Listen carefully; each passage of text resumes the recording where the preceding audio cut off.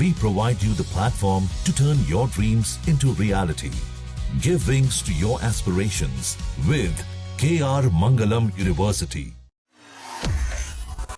आपको बता दें कि बंगाल और असम में भाजपा को प्रचंड जीत मिली है। इसके बाद अब सरकार बनाने की कवायद भी तेज हो गई है। भाजपा ने गृह मंत्री अमित शाह को पश्चिम बंगाल के लिए और स्वास्थ्य और परिवार कल्याण मंत्री जेपी नड्डा को असम के लिए, विधायक दल के लिए नेता के चयन के लिए केंद्रीय पर्यवेक्षक नियुक्त किया है। भाजपा आलाकमान ने एक बड़ा रणनीतिक फैसला लेते हुए केंद्रीय गृह मंत्री अमित शाह को पश्चिम बंगाल का पर्यवेक्षक और ओडिशा के मुख्यमंत्री मोहन चरण मांझी को सह पर्यवेक्षक नियुक्त किया है। बंगाल बीजेपी अध्यक्ष ने घोषणा की है कि 9 मई को शपथ ग्रहण समारोह आयोजित किया जाएगा। मुख्यमंत्री चेहरे को लेकर भी कई तरह के कयास लगाए जा रहे हैं। इस बात की उम्मीद जताई जा रही है कि ममता बनर्जी को हराने वाले शुवेंदु अधिकारी बंगाल के अगले सीएम हो सकते हैं। हालांकि मुख्यमंत्री फेस को लेकर अभी भी सस्पेंस बरकरार है, जिसका फैसला गृह मंत्री अमित शाह कर सकते हैं। सर, आपसे सीधा सवाल, टू द पॉइंट सवाल। हालांकि अभी बोला जा रहा है कि बंगाल में नए सीएम के तौर पर शुवेंदु अधिकारी हो सकते हैं, लेकिन क्योंकि आप लगातार सरकार के साथ जुड़े रहते हैं और बातचीत आपकी होती रहती है, तो क्या है अंदर की जानकारी सर? अगला सीएम कौन होगा बंगाल का? देखिए, अभी भाजपा की जो कार्यप्रणाली है, उस कार्यप्रणाली में पहले ये घोषणा नहीं करते हैं। ये एक है कि तय भले हो जाए, लेकिन उसके बारे में चर्चा नहीं करते हैं, घोषणा नहीं करते हैं। और विधायक दल की बैठक जब होगी तो वहीं पे नाम रखा जाता है, एक प्रस्ताव करता है कि इनको जो है विधायक दल का नेता चुना जाए, और एक उसका समर्थन करता है, और उसके बाद उसको नेता चुन लिया जाता है। ये कार्यप्रणाली नाम नहीं आता है। लेकिन जो शुवेंदु अधिकारी का नाम चल रहा है वो बहुत महत्वपूर्ण है, क्योंकि शुवेंदु अधिकारी ही भाजपा के सबसे बड़े चेहरे वहां रहे थे जी। और ममता बनर्जी को 2021 में नंदीग्राम से हराया, मुख्यमंत्री को हराया, और मुख्यमंत्री उसके बाद भवानीपुर आई और भवानीपुर से चुनाव जीती, तब जाके वो मुख्यमंत्री नहीं, क्योंकि हार चुकी थी वो। और भवानीपुर ममता बनर्जी का घर है। ममता बनर्जी का घर भवानीपुर में है, उनका पुश्तैनी घर जो है वो वहीं पे है, वहीं रहती है।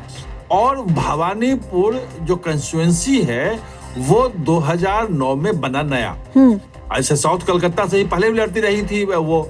अब 2011 से लगातार ममता बनर्जी वहां से 15 साल से वो रही हैं विधायक और मुख्यमंत्री रही हैं। अब वहां से हराने वाला जो व्यक्ति है उसका कद निश्चित रूप से बड़ा होगा। बिल्कुल।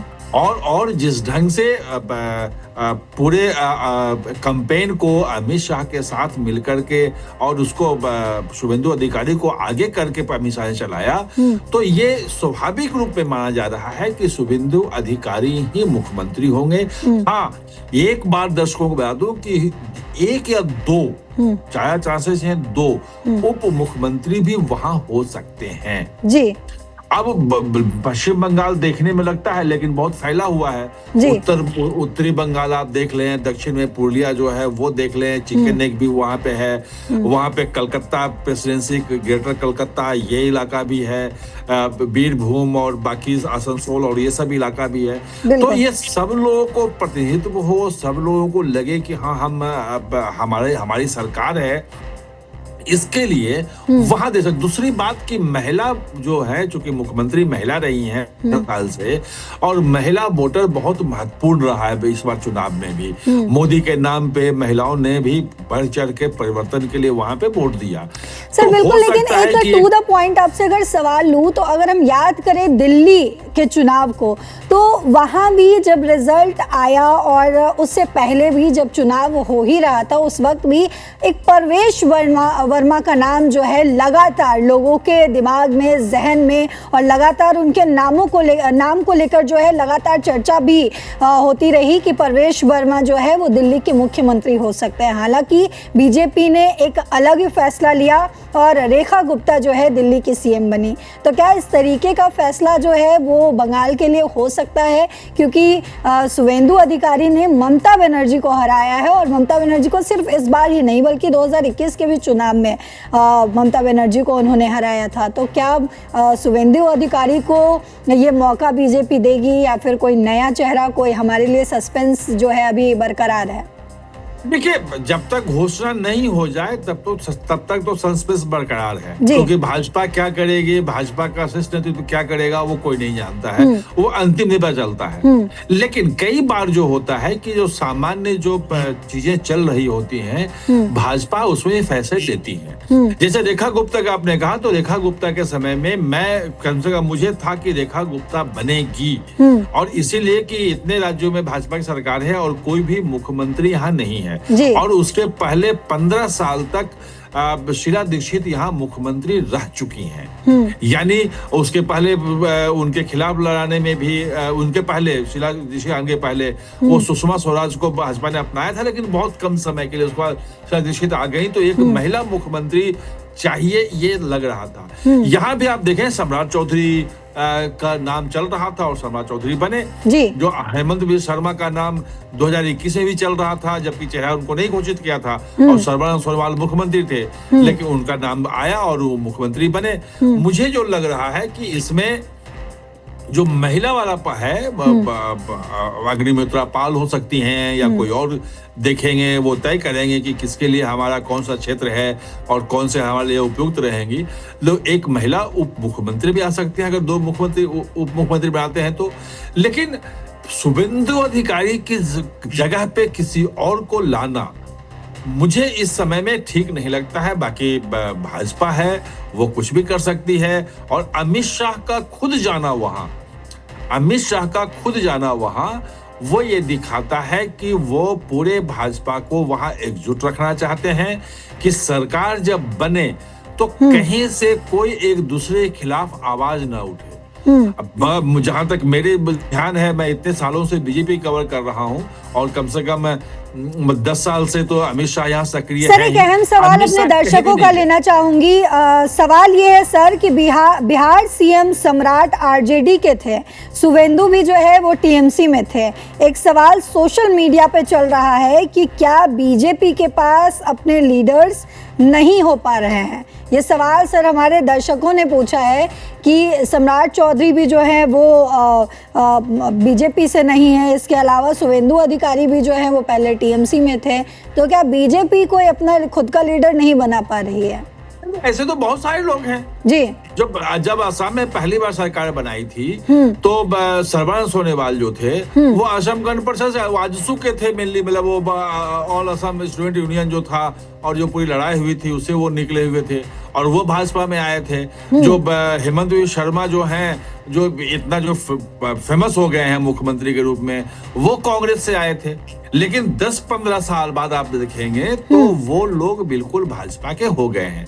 अब बात यह है कि पश्चिम बंगाल में भाजपा जो है वो पहली बार सरकार बना रही है और 10 साल के भीतर इतना जो बड़ा जो परिवर्तन है वो 10 साल के भीतर 2011 में 0 सीटें थी, 2-3% वोट आते थे। 2016 में जो है वो 10% वोट आया है और 3 सीटें मिली। 2021 में 38% वोट और 17 सीटें मिली। तो 77 जब वहां पे आपका संगठन ही नहीं था, ढांचा ही नहीं था, तो जो चुने हुए लीडर जो थे वो यहाँ वहां थे, तो बाहर से लाके आपको भरना था। लेकिन हाँ, एक बात आप देख लें कि इस बार जो टिकट दिया गया उसमें बाहरी लोगों को नहीं था। 2021 वाले इलेक्शन में आप देखें तो टीएमसी से आए हुए बहुत लोगों को दिया गया था और ये कहा जाता है कि जो भाजपा के नेता थे, जो मूल कैडर के थे, वो नाराज भी थे। लेकिन अब जब 6-7 साल हो गया है शुवेंदु अधिकारी को आए हुए भाजपा में और उसके बाद भी आप कहें कि वो भाजपा में नहीं थे तो क्या होगा? क्योंकि भाजपा तो पहले वहां थी ही नहीं। वो 2-4 लोग जो थे या 10 लोग जो थे, क्या वही तो भाजपा है नहीं? भाजपा तो आज मतलब 208 या 10 कितने सीटें हो गई टोटल, उतने लोगों की पार्टी है और पूरे प्रदेश को चलाना है। तो ये एक कहा जाता है, लेकिन भाजपा इस ढंग के एक्सपेरिमेंट हर जगह करती रही है। जो बाहर से सर, आए क्योंकि हैं। पहली बार बीजेपी जो है अपनी सरकार बनाने जा रही है, एक आखिरी सवाल आपसे ले रही हूँ कि बीजेपी पहली बार बंगाल में अपनी सरकार बनाने जा रही है, क्या क्या चुनौतियां होंगी बीजेपी के सामने? देखिए, बहुत चुनौतियां हैं क्योंकि मैं बंगाल घूमा, बंगाल की स्थिति बहुत खराब है। जी। आप सोच लीजिए कि 55-60 हजार रुपए पर कैपिटा इनकम वहां पे है, मतलब स्टेट के लोगों का सालाना जो इनकम होता है, प्रति व्यक्ति आय जो होती है वो इतना है। देश का 2 लाख से 2.5 लाख से ऊपर है, मतलब 2 लाख के आसपास शायद होगा, मुझे एग्जैक्ट अभी आंकड़े ध्यान नहीं है। तो आप देखें कि बहुत पिछड़ा इलाका वहां पे है और वहां पे लूट, गुंडागर्दी, घुसपैठ, बहुत सारी चीजें हैं। इंडस्ट्री वहां से सब के सब भाग गई है, कोई इंडस्ट्री वहां नहीं है, जो है वो खास्ता हाल है। जो रानीगंज वगैरह में जो कोयले के खाने हैं वहां पे करप्शन है। अभी जो जांच कर रही है ईडी और सीबीआई की जो जांच है, वो कोयला चोरी घोटाले, वो 3000 करोड़ के आसपास का कोयला चोरी घोटाला है। वहां जितने रिक्रूटमेंट होते हैं सब में करप्शन था पूरा भरा हुआ। 26,000 शिक्षकों की जो भर्ती हुई थी उसमें पूरा करप्शन पाया गया। पार्थो चटर्जी जो शिक्षा मंत्री थे, उनके घर से 50 करोड़ नगद मिले, 10 किलो सोना मिला।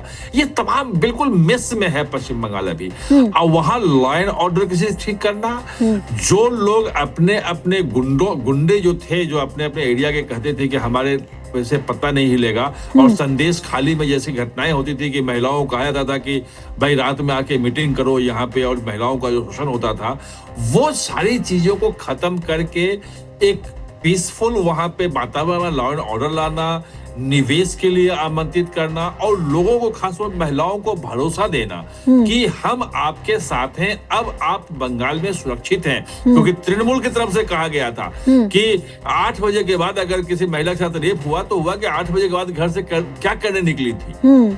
अगर वो 9 बजे 10 बजे, अमित शाह ने कहा कि 1 बजे तक महिलाएं घूमेंगी, कहीं कोई दिक्कत अब नहीं है, हम ये करेंगे। तो वहां पे बहुत कुछ करना है आप पश्चिम बंगाल में भाजपा को, और वही देखना है कि शुरुआत कैसे होती है, कहां से होती है। वैसे हमने देखा है कि उत्तर प्रदेश में भी जो स्थिति थी 10 साल पहले, 10 साल की सरकार के बाद में काफी चेंजेस हुए हैं। जी। और एक बार जब भाजपा आती है, डबल इंजन की सरकार आती है, जो केंद्रीय योजनाएं जो ठप पड़ी हुई हैं, जो करप्शन के कारण, जो पीडीएस का भी जो पैसा नहीं आया था, जो मनरेगा के जो पैसे नहीं जा रहे थे, जो आयुष्मान भारत वहां लागू नहीं किया गया था, ना तो गरीबों को मुफ्त इलाज नहीं मिल पाता था वहां पे, ये सारी चीजें वहां जाएंगी। और एक बार जब सारी चीजें जाएंगी वहां पे, केंद्र सरकार की योजनाएं, लाभार्थी योजनाएं भी पहुंच जाएं, तो भी लोगों का लाभ होने लगेगा। तो कई फ्रंट पे भाजपा के साथ चुनौतियां हैं। लॉ एंड ऑर्डर सुधारना है, निवेश लाना है, वहां के लोगों को फ्री एंड फेयर गवर्नेंस देना है, जिसमें करप्शन ना हो, वो भी रोकना है।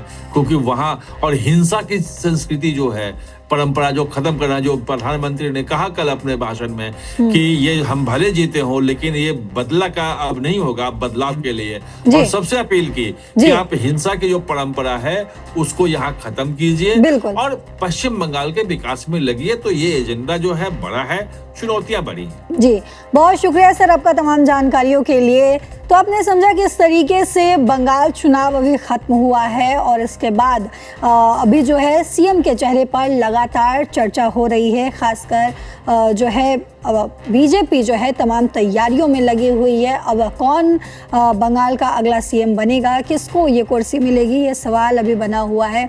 लेकिन बंगाल में क्या क्या चुनौतियां होंगी, कैसे बीजेपी जो है बंगाल को संभालेगा, ये हमारे एक्सपर्ट ने आपको बताया।